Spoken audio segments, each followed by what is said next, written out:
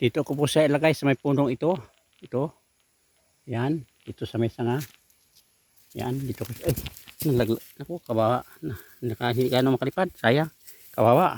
Lumalagpok to siya. Lumalagpok siya. Hindi pa ganong makalipad ito. Kawawa. Pero dito ko siya papunin. Kaso lang maraming langgam. Kaya ilipat ko siya ng mapaglagyan.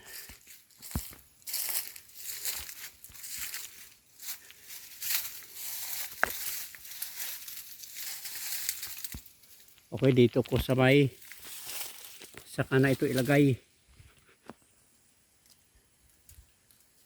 Yan, papunin ko siya dito. Yan. Hindi pa gaano makaitapak sa sanga. Hilo pa ito siya, hilo. Yan.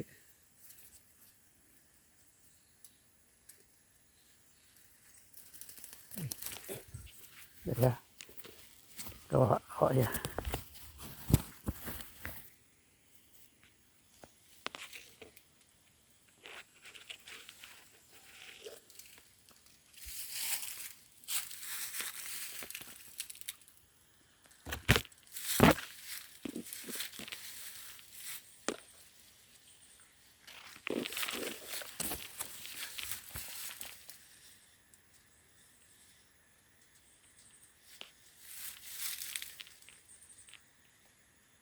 Yan na po siya, oh. Pinahapon ko na sa sanga.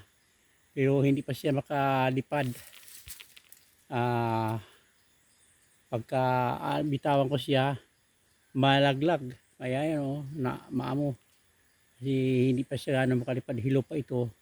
Baka sakali mamaya-maya makarecover ito siya. Dito ko siya may ilagay sa may puno.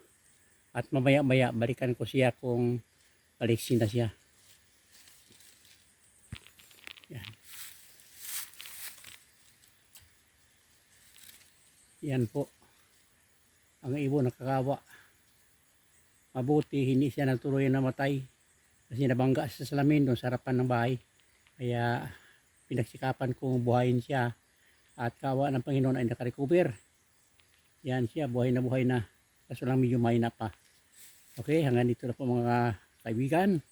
Sana inyong panoorin ang video ito para inyong masaksihan ang mabait at maamong ibon.